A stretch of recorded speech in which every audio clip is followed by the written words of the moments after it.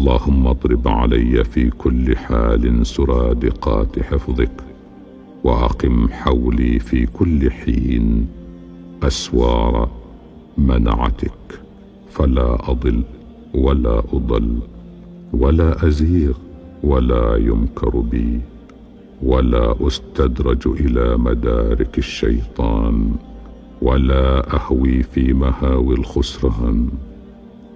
اللهم انشر على عبادك المسلمين المؤمنين الموحدين في كل حال رايات نصرك، نعلي بها دينك ونعمل بشرعك ونحكم كتابك ونقهر عدوك تحقيقا لوعدك، ولينصرن الله من ينصره إن الله لقوي عزيز.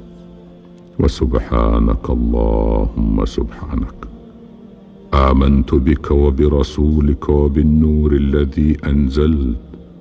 اللهم هب نفسي هداها وآتها تقواها وزكها أنت خير من زكاها.